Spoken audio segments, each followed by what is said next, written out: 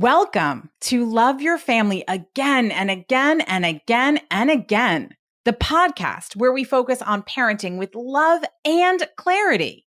I'm Dr. Marcie, a family culture expert who for over 20 years has been helping parents to create happy and strong families.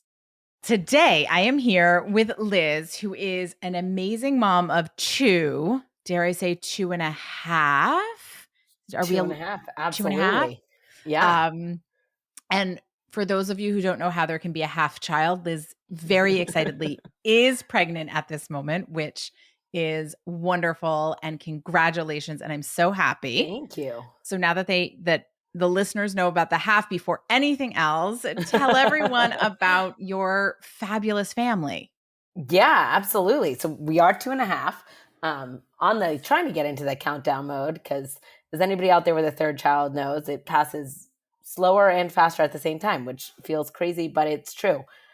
So we have a 3.5 going on 4-year-old Asher, who is our firstborn boy. He will turn 4 on July 1. And he has a little sister that came about 17 months after him. So they're very close in age, 16 months after Aviva. So she's coming up on 2.5. And then there will be a third one coming at the end of July. So coming up soon. So do you have all July babies? I have July, last day of November, and then July again. Unless it's July 30th, though, so could easily become an August 1 baby. We'll see. I vote for July because I'm a July baby. So, Oof. Okay. There I'm you not go. sure that I have any influence over that piece or that I know, should you can be the manifest place. a lot of things, Marcie. You never know. It is very true. But I'm not sure my preference of your baby's birthday really is the most important. So I can see to, align it with, somebody else's birthday who is closer. Who cares what? Fair enough. Very exciting. And you are a mom and a dad. We are a mom and a dad. My husband is from Argentina, and he is the third of 4 kids from Argentina, Jewish family. I am from Maine. I'm also the third of 4 kids. Was not raised Jewish, but we are raising our kids Jewish. So we have a lot of blending of cultures, religion, languages, geographies, all sorts of things. But the consistent of both being from 4 families, both with, how shall we say, very highly engaged families. So both spend a lot of time with their respective in-laws and in-law siblings and all of that. So a lot of cousin time, a lot of grandparent time. Awesome. And so there's lots of traveling. Tons of traveling. We're on the road a lot. And you're bilingual? And I am bilingual, and we're raising the kids bilingual. My husband's bilingual. I wanted to make sure it wasn't trilingual. There was a small piece in my head that went, maybe there's a third language. No, God, I can't handle that. Although they are in Jewish school and they are learning Hebrew there. So they are learning some third language in there. I don't think it'll be like a use it every day language, but they very much, we live in Miami. So they very much have that Miami Spanglish element down cold. Fantastic. Well, and I will say from my Hebrew school learning, I can read and write Hebrew, but I do not understand it. I think that's about where they'll be. They'll get all the prayers. They'll be able to handle the big things. They'll guide us all through the holidays, and that will probably be the extent. Yes. So, you give me a sheet, I can read it, but I then have to read the translation to know exactly what it says. The prayers, I know the gist, like the feeling of why I'm saying this. Well, that's what it's all about anyway. Yeah. The intent is there. Exactly. Yes. So big, lively family, lots of travel. Lots of travel. Yep. What's your favorite thing to do, the 4.5 of you? So, despite the fact that neither of us grew up in Miami, we actually came here thinking we'd be here for about 6 months, and it's going to be 8 years in October. So we came here for work. Both my husband and I work, which also adds its own complexities to life. But we came here for work while I was working at Citibank, and so came here for finance, thought we'd stay for a little while and go back to New York. And since we are now pretty permanently here, our favorite thing to do is just anything on the water. So we do we're both big scuba divers. I grew up sailing. Max grew up with boats as well. So we get out on boats a lot. We get out to the beach, to swimming, to whatever it is. We just always are spending. That's the best part of Miami is you just got to embrace the being outside year round, hot, cold, rain, whatever it is. You got to get out there. Yeah, you can't say cold because those of us I up was about north. to, and then I was like, you know what? We just came back from Boston. We just got back on Sunday night, and it was not April weather. It was really not. It was so embarrassing though, because I bring my kids up to Maine. We go up for the whole summer. We go up in Christmas time, and we go to Boston and New York probably 8 times a year. So we're up in those areas a lot. My kids, we were in the playground, and all the Boston kids are running around in a long sleeve shirt and leggings, and my kids are in long sleeve shirt, sweater, jacket, and asking me for gloves. And I was like, this is humiliating. You guys got to toughen up. Well, while you grew up in Maine, your kids are growing up in Miami, and it's a I different know. thing. But still, it was pretty bad. It was pretty bad. But they loved it. They were happy to be up there with cousins. We did Passover, we did Easter, all of the blending, all of the things. You just do all of the celebrating. Oh, yeah, why not? I support this. I love this. You Yeah. know, I will celebrate most things, most days. Exactly. Makes families happier. It does. Yes. So, doing a podcast episode only about wonderful things in your family sounds like a really good time. And, you know, some of the reality of what we want to address is where those hard bumps, where those Fair. moments Yep. that would be helpful to get some new tools or a new perspective, or you're just like, this is confusing. Yeah. What's been on your mind lately? Certainly have plenty of those. I would say one thing was definitely telling them about a third kid coming, because he was, again, 16 months old when she was born. So he has no memory of being an only child, no memory of her. It's just always been the two of them. And so this third baby also was the result of a lot of IVF and fertility treatments. The first two were not. So it was longer spacing in between than we had probably originally planned or thought about. And they had no idea what IVF is or anything, but they know that I was going to doctors, doing all these things, going to the doctor all the time. So I think there was a lot of buildup for them of a third baby that they were not jazzed about. We've kind of moved through that, but we've been having a lot of stubbornness and kind of tantrums from the older kid, not the younger kid. She's very chill, very, very, very chill. But he has a lot of stubbornness and tantrums. And I don't know how much of that is linked to, I've been traveling a ton. So I think there's a fair amount of mom's never here, and I get angry about it and I don't know what to do about it. And there's a third kid coming, and people are talking about it, and I can see my mom's stomach. I'm 6.5 months pregnant, so you can tell. So I think there's that. And then I'm guessing some of it is just becoming 4, but anything from in a double stroller, freaking out about the side of the stroller he's on, even though we've already done the changing of the sides and they're each taking turns, to only mommy can put on his pajamas, or only mommy can do this. There's a lot of just only mommy right now. And a lot of tantrums, especially around, well, actually really just trying to get him to do anything that he does not want to do. So I don't know how much of it is just him trying to have a voice and a say, but and my husband, God bless him, is he does a lot of parenting without me because I'm not here a lot. But patience is probably not something that people would speak of for him. So there's a lot of blowing up coming from his side too, which I think just escalates it. Okay. So I'm going to work backwards because you just gave us so much information.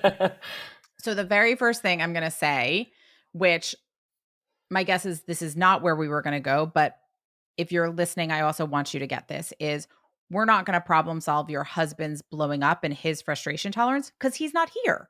And but shouldn't we? Well, we can, but then we need to do a different episode with him here. Yeah, fair. Because we'll do that. He's doing the best he can with what he's got. Yeah. And when we're in a partnership, remembering that when he blows up, he's not trying to do that. That's not his conscious, intentional parenting choice. He's reached his end and he doesn't have a better tool, just like your son doesn't have a better tool. And so very human of us to talk about where we see other people's flaws.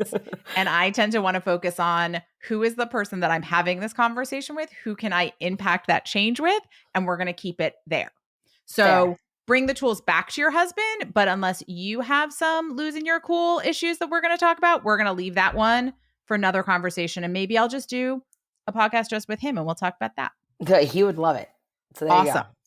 you go. So that to me is just kind of the golden rule, which also, side note, is why I do a lot of parent training, because you can't always talk to the kid about what's going on to get them to change, but parents can. We as the adults have more agency to change our behavior, which is why I focus more on parent training than kid training, because they're responding to those of us around us. So we change what we can with the person who's with us. So we're going to talk about all day today and how that is part of the family. Great. So I love your thoughtfulness of the big picture. I love that you shared that this baby is from IVF and that you recognize that that's an impact to the kids. And I feel like we could have a whole other conversation about that as well. And don't want to overlook that, because I do think that that is a tremendous experience that you went through, that your family as a whole went through. And as you said, even if the kids weren't told, don't understand, or like what's happening, they feel the impact of all of that love and trying and desire and passion and heartache and challenge that comes with IVF. Yeah. And so knowing that they're in that equation, even if they aren't part of the conversation, is really impactful. So I didn't want to gloss over that. So the two big things that I want to dive into is, one, how and what the conversation has been around this new little one coming into your family. Mm-hmm. And I think there are lots of ways that we can talk about it and be really thoughtful, even if our kids aren't excited about it. Like, how do you present this in a way that makes it more likely that Asher's going to be excited to have a baby in the family than less, even if he's not excited now? And then the other piece is these tantrums of, what is happening?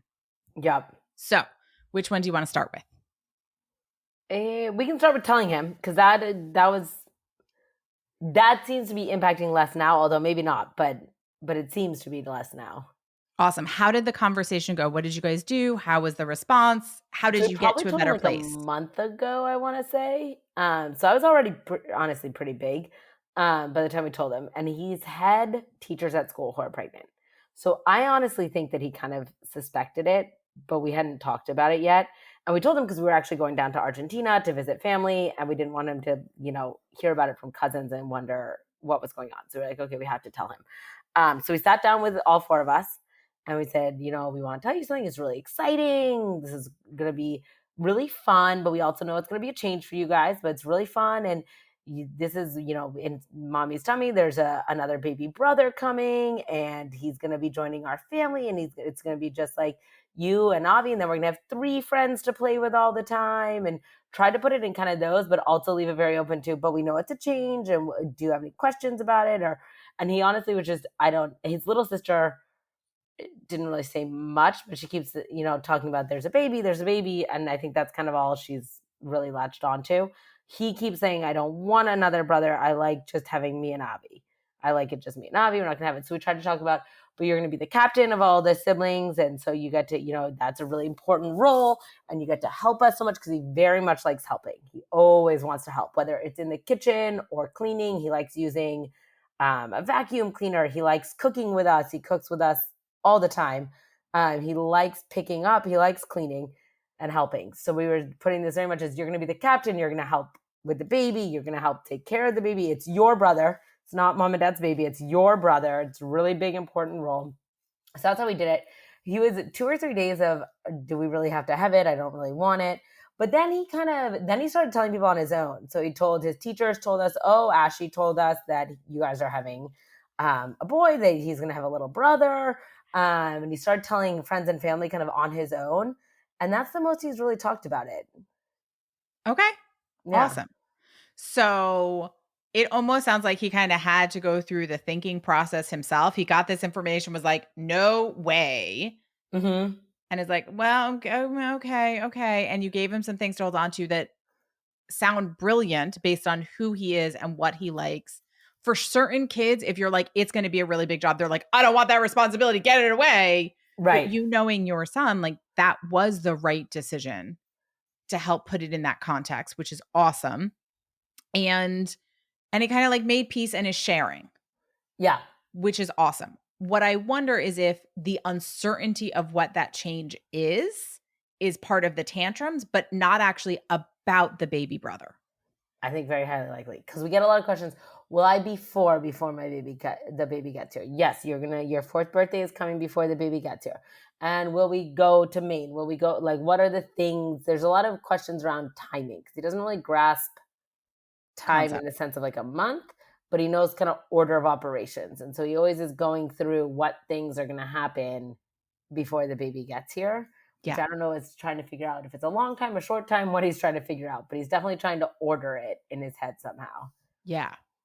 And so one of the things that I love to do for kids that are trying to figure that out, but time is really, it's a weird thing. If I didn't have Yeah. my calendar, I'd be lost too, is make them a calendar. And granted, it's going to have to be like a 4-month long calendar, Yeah. but put the highlight. It's not a day-to-day calendar. It's just kind of putting the highlights of this is when mommy's traveling. This is when daddy's traveling. This is when the family's traveling. This is when your birthday is. This is when um, family is coming to visit us. This is around when the baby's coming. Yep. Because you're not going to have a date. Can't I nail mean, you that have one. a date, but Right. we all know that's not completely, definitely the accurate date. Absolutely. So that calendar will help him orient. And when he asks you questions about when, be like, well, let's go look at the calendar. So you keep referencing it so that That's smart. he can Okay. start to see that himself. So sometimes with business travel, I've taken the exact opposite approach, which is maybe not good, and told him like the day before. Because sometimes I feel like if I give him a lot of heads up, then he asks a lot about it and he freaks out about it. And someone's like, well, I'll just wait until I'm closer to it, because then he's just gonna have to jump into it. But I'm hearing that maybe that's not the right approach. That'd be my approach. I do think many parents do that. Here's what I would add, not just to telling him, but part of what makes that hard is when they're told, mom's leaving, she's coming back, but the like when and the details of it become like Charlie Brown's teacher, like the wah, mom's leaving, wah, to everything else. Yeah. And Yeah. so you need there to be ritual. Okay. You need there to be the night before you leave or the morning before you leave. There is something that you and him do so that he remembers that you are leaving, that you love him, that you are connected, that you are there for him Mm-hmm. while you're gone. If it's just overnight, maybe not, but if you're going to be gone for a few days, can you leave videos on your husband's phone? Do it ahead of time. Love you messages, bedtime routine message, good night messages, so that he still has a touchstone of you. Don't tell him you recorded him in advance. Yeah. He'll think it's new. Mom, Matt left me a message, because if you're off at meetings and you can't call when you're gone, That's a for very real part of it. yeah. So create something ahead of time. Maybe it's even just handwritten love notes that you Mm-hmm. give your husband and he gives it to them at bedtime. So while you're gone, there's still your presence in a way that is true for you. For some people, that's a voice memo. For me, that'd be a video. For some people, that's a love note. Mm-hmm. And then have there be a ritual the day you return. Oh, okay. Because you need to reconnect. What kind of rituals do people do? So it can be, for some families, it's the day mom gets back, we have pancakes for breakfast, even if it's Tuesday. Got it. Okay. For some people, we're going to sit down and talk through 3 great things I did while I was away, 3 great things you did, 3 things I love about you. Mm-hmm. So for some people, it's a conversation. Given the fact that in the beginning you said that you all love the water, maybe it's making sure you get to the beach the day before you leave. I mean, depending on how close it is to you, Right, maybe right, it's right. just, running in the sprinkler in the front yard, but it's a walk on the beach the day you return and you and him hold hands and walk, just you and him for the first part of it. Mm-hmm. I say ritual and a lot of people are like, oh my gosh, I have to do this whole big elaborate blah, blah, blah. No, it's just a routine that you do every time. Yeah. It can be as simple as, in preschool, how there's a cleanup song and every time they clean up, they sing the same song. Yeah. It might just be a song you sing every time you leave and a song you sing every time you come home. so that Yep. there is a grounding of mom's leaving, mom's coming back.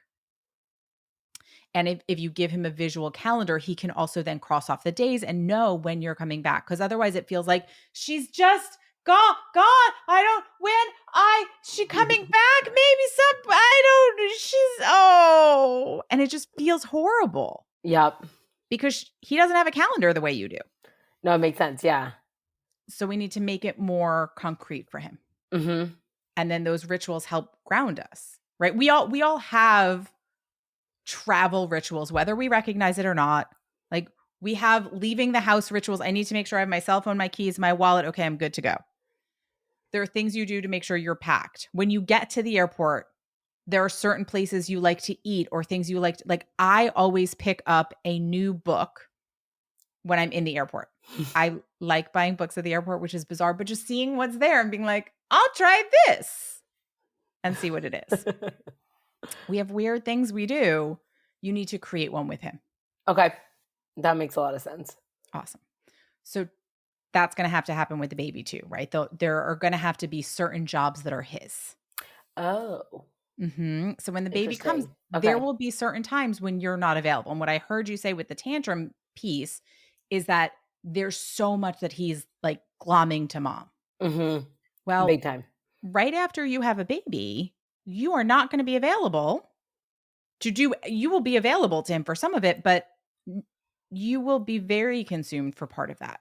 Yep. So what are the jobs that he can do to be near you while you're feeding the new baby, while you're putting him to sleep, that are helpful, where he is connected, where it is important, but he's not really bothering it. So Yep. I've had some kids where I'm like, your job when the baby is sleeping is to watch for when his eyes close and quietly say, he's sleeping. There's nothing to do but sit there and keep watching. Are his eyes closed now? Are they closed now? Are they closed now? I had one family, we did a home session, and the older brother just held the baby's feet. Oh my God. Your job is to make sure his feet are okay. Just make sure they're right there. You know, it wasn't a newborn, but he needed something to do. And so like he was always, and then as they grew up, he was the one who like got his brother's shoes. So just what are specific things that he runs and grabs you the burp cloth. He runs and makes sure you have, and it's things that you might have a burp cloth and he's going to come bring you another one, and then he's going to bring you another one, and then he's going to bring you another one. And you're like, who I cares? don't need 17, but let him bring all of them. Yep. Yeah. That makes a lot of sense. He does with his little sister's bedtime right now. He does, turns off her lights and puts on her sound machine every day. Yes. Beautiful. Mm-hmm. Yeah. He's going to need that for the baby. Now, what about, so she's just very chill. Like, I don't know how else to describe her. Is she going to need something with the baby too, or not? She'll be not 3 yet. She might. Yeah. So you might want to have something that can be hers if she wants it. Because that's one of the things that triggers fights with them and tantrums, is he just, anytime she has anything, he has to take it from her. Oh, then yes. Whether she needs it or not, she needs it so that it's not his. So so maybe his job is to bring the burp cloths and her job is to bring you a new pair of socks. Okay. A pair for you, a pair for the baby. So your feet don't get cold either. And so it's Miami, Marcie, nobody's feet are cold.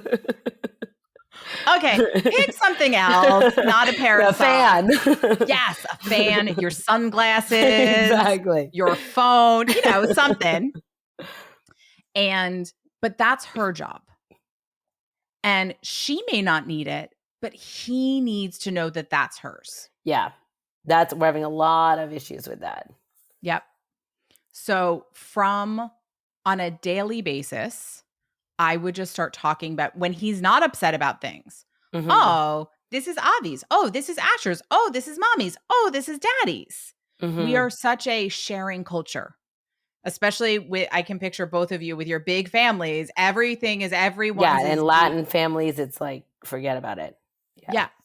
But because he's having a hard time, I would, take out cookies and be like, this cookie's for Avi, and give her the cookie first. Mm-hmm. And if he has a hard time, be like, I have a cookie for you right here. but I need you to sit in your chair and ask nicely. Like, as soon as you ask nicely, you can have this one right here for you. Mm-hmm. But that patience, that waiting is part of what's hard for him. Yeah. But, you know, if you're walking around, if you're walking through the living room, there's a toy on the floor, be like, oh, that toy, is that Avi's or Asher's? Oh, that's Asher's toy. Here you go. But like something else is Avi's, so that you're naming it. That thought process is kind of in the air, even when he's not upset. Okay. Because you're probably right now it's mostly everything. We got to share. Everything's for sharing. This isn't Avi's or Ashley's. This is to share is more the message. So that is probably leading to some of that. And the truth is, there are things that are hers that are not his. And if he's not willing to let her, to me, you can have yours and she can have hers is the precursor to sharing. Yeah. Because there are going to be things that are just his and he gets to have them and he gets to protect them. There are also going to be things that are just hers. Once we got that clear, then we can share. And so there might be things in your house that these are family. These are family blocks. We all can build with them. But these are your Legos and these are Avi's bristle blocks. Yeah. You know, so that everything kind of has its own space. But there is communal, but first he has to be okay with her having things. Yeah. So we're going to start there. But when he's not upset, because usually we only have these conversations when kids are upset. When they're, already, and he can't talk about anything when he's upset. Yep, exactly. Yeah. We're not thinking clearly, and we try to have that be a teaching moment, and it's not a good moment. Yeah. That makes a lot of sense. Mm-hmm. The other big thing that I want to make sure we talk about with all of his big feelings is the mommying. It's new. It's like the last month, and it is exhausting. Mm-hmm. So I would preemptively tell him when you're going to see him next. What is the next thing you are going to intentionally do together? So but like when I'm working at home, when I'm not traveling, I'm working at home. I see him all the time. In the morning, I'm with him. I take him to school. He comes home. He's with his nanny, but I'm in the house with him. Yes. It's a lot of time. It is a lot of time, but it's the intentionality of the time that he's fighting for. Because he doesn't know when you're going to disappear and be 100% gone. Ooh, He has all of you or he has none of you, and he doesn't know when that changes. And so he can never have enough of you. You're like, he has 100%. I've been here for 3 days, for 72 hours. I haven't left the house and I haven't showered and he's been next to me the whole time. What more does he want? Well, you're going to be gone for 72 hours, or you were gone for 72 hours. Yeah. And he doesn't, he can't balance that. Yeah. So it might be hey, I have a meeting. So I'm going to go be on a call for an hour. When you're having your snack, I'm going to come out and see you. Okay. So if he comes running in your room in between because you're home and he can, you're going to say, at your snack, I'm coming back. Yeah. And then you have to go during his snack and see him. Yeah.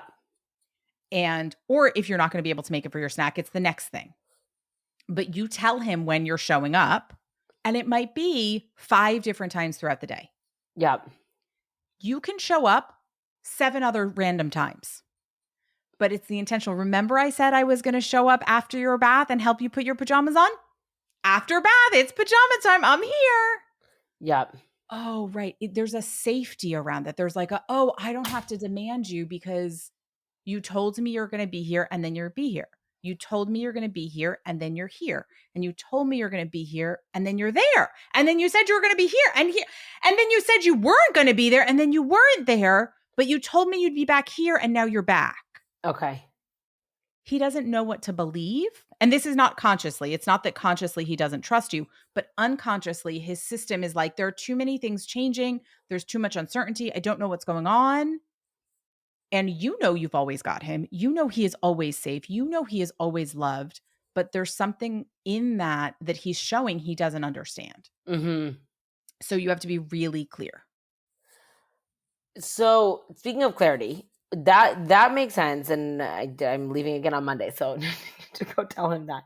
I was going to tell him Sunday night. And just write a little calendar, right? Yeah. No, like write out however long you're gone. You know, if you're gone Monday, Tuesday, Wednesday, write it, 4 days I'm here. 1, 2, 3, 4, mom's here. 1, 2, 3, mom's gone. Put it in a different color. 5, 6, 7, mom's back. Yep.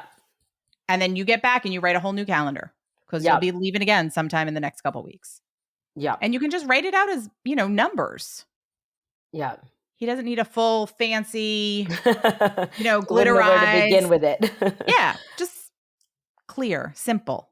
No, that makes a ton of sense to me. And there's a lot of different events coming up that he can put on that he's excited about. But I was going to ask about clarity is, so I know you said earlier, we're not talking about the person who's not in the room who can't help their behaviors right now. But this is from my side. Yes. I just, as a working mom with kids and a pregnancy, I just always opt for the path of least resistance, which means if after bath time, I'm cooking dinner, dad's going to put on your pajamas, and we say that and we verbalize it, but then it's, I want mom to put on my pajamas. I want mom to put on my pajamas. I said, nope, dad's putting on your pajamas. See, mom, she's doing the salad, whatever it is. And if he asks enough times, I am usually apt to say, whatever, screw it. I will go put on your pajamas to just make it end. Whereas my husband will say, no, because you've told him you're not doing it. You've told him I'm doing it. And now he knows if he just keeps asking enough, he's going to get you. And so then he'll end up yelling at him. So I don't, what should we be doing there? Okay. So you started this whole thing saying you are a full-time working mom with 2 children and you're pregnant and sometimes you're just too tired. Yeah.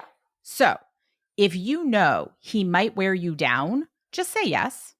Okay. Like, don't make a rule that he might not abide by. You need to go take a bath and then get your pajamas on. Our plan is for dad to put your pajamas on and we'll, go get ready. Yeah. I didn't say dad is putting your pajamas on. I said our plan is. So if he comes in and says, mommy, I really want you to put your pajamas on, I want you to very quickly do some math and say, if he asks me that 10 more times, will I end up saying yes? The answer is okay. Yes. Definitively. Mm-hmm. Yep. So if he comes in and asks, you go, okay, dad, can you finish the salad? I know that wasn't the plan, but he asked so nicely. Okay. When he comes in and asks nicely, that's when I want him to get the yes. Okay. Now, he's getting the yes when he's being a little pain in the behind because we've waited too long. So what you have taught him unintentionally, but what you have taught him through your own survival skills is if you get loud and annoying, I will do whatever you want. Mm-hmm. So when he wants something, he's like, loud and annoying, I got it. I'll be loud and annoying and mom will give me the world and it'll be so great. And you're like, why is my kid annoying the crap out of me? Because he wants the world. That's how it goes. 100%. So you got to flip it. When he asks in a beautiful, lovely, sweet, kind way that melts your heart, say yes. Mm-hmm. Change your mind. We get to change our minds. But you got to do it right away. That makes sense. Okay. Or not at all. So on the day where you're like, wow, I only had 2 really big, intense meetings and, I'm feeling great. Like there's nothing happening. Okay. That might be the day where you're like, no, sweet pea, I love you, but I really want to make the salad and I'm with your sister and dad's got you. Mm-hmm. Because sometimes you do have to say no. Right. That's the thing. I don't want to, yes, it's that tension of not wanting him to think that he can always get what he wants, but also not wanting to escalate, but also just wanting to put an end and keep moving things forward, which all of those things sometimes don't always work out at the same level. Yes. So teaching him that he can't always have what he wants is a very important skill to teach him. However, you can teach him that once a day, or you can teach him that once every other day. You don't have to teach him that on every single decision. And you are not actually teaching him that when you say no that turns into a yes. Right. I'm not teaching anything at that We point. think we are. We're like, I'm being a good parent by teaching him boundaries. I'm too tired as a parent. I'm not giving him any boundaries. Let's go do the thing because you were really annoying. Yeah. So recognize that you're human. Recognize that a lot is happening in your world and that's great. And so today you're going to say yes because what's more important than any individual moment is for him to get that your yes is yes and your no is no. Yeah. Once he gets that, then you can interchange so much more easily. Right now, when you say no, you get a huge fight because he has a history of knowing if he whines enough, he will get it. So say no less. Say it only when you know you're going to stick to it. Okay. Say no only when you know the babysitter is still there and can help you make the salad so that you and your husband can both like resource and breathe through it. Because he doesn't know that your no means no and your yes means yes. You have to teach him that. Mm-hmm. And then you can start saying no more, right? It's like a 2-step process. First, just say yes more. And also, as you get closer to the end of your pregnancy, say yes more. Yep. Because you're going to be tired. And it can be like, yes, I'll read you a book if you go get it and bring it to me because I can't get up. Right? Those can be your yeses. But you want to make sure that you're stop, take a breath, get clear. Am I going to follow through? What am I going to end up doing here? And then do that from the beginning. Okay. Because then there's yelling, less frustration, and he learns that you mean what you say. Yep. No, that makes a lot of sense because the yeses are right now usually coming from frustration. Yeah. And if most of your yeses are coming from frustration, you're not having enough fun in your family. Oh, that's good. Isn't it fun to say yes when he's like, but I want you. Okay, let's go have a party. Even if you were planning on making the salad. It is. It's true. We sometimes get stuck in the errands of the day of all of the to-dos that we have to get done. Absolutely. And so we forget that he's asking because he wants to spend time with you and he loves you. That's where it comes from. Yeah. So go play. More time playing. That does sound like good advice. I like that. More time playing. All right. And with that, what is your one takeaway from all of the different topics, pockets, concepts we've talked about? If there's one thing you're going to make sure you put in place. No, I think it's that. It's the thinking through. Am I going to follow through? So the stop and the beat before the yes. I'll tell you, we didn't disclose that we've talked before, but one thing we think a lot about that you told us before that I'm thinking about now too is that tag in, tag out thing, where if one parent starts, they are steering the ship on whatever that was, a negotiation, a whatever, until they actively want to tag out and the other parent tags in. Not to compete with each other, fight over each other, talk over each other, conflict with each other. That has stayed with us a lot. And this, I think that it's okay to default to yes. More yeses, fewer nos until they learn that that I'll walk out with, which kind of goes back to that same idea though of like before one person snaps, before one person yells, before one person says yes out of frustration, start with the yes. Yeah. I love it. And that whole kind of one parent parenting at a time, especially in those hard moments. I love that you brought that up and brought that back in because it's really powerful because it also prevents the message being confusing to the kid because they're like, which parent do I decide? And I'm just going to highlight this because I think there's a parenting myth that parents need to parent exactly the same way. Right. We have to get on the same page and do the same thing every time. And that's a myth that's not true and not possible. If you are a two-parent family, you are each unique individuals and will do things differently. Yeah. No matter how much you try, no matter how much you agree, you will do it differently. And so being clear that when there's, especially in a hard moment, one parent and which parent that is in charge, is the one dealing with that moment, and the other parent can take care of the other child, the other like whatever else needs to be done, go do it. Unless that the parent in it with the kid asks for relief. Yep. So good. I love that you guys are doing that too.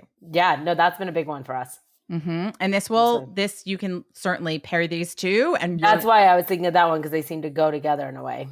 Yep. You will rock it. I'm so excited. Excited. All right. Well, thank you so much for coming and chatting and all of the layers that you shared and the transparency in which you, in general, walk in the world in your parenting. Thank you. And I'm so excited for the new little one to become a full and you be a family of 5 instead of 4.5. There we go. May the rest of it be easy. Easy? Let's aim for something more realistic. May there be some grace and ease in the day-to-day. That sounds good. All right. And thank you. Of course. Thank you. All right. Take care. Bye. Bye. And thank you for listening. I know your time is precious and limited. I'm grateful that you shared it with us today. What's your one takeaway? Just one small step can make a big difference.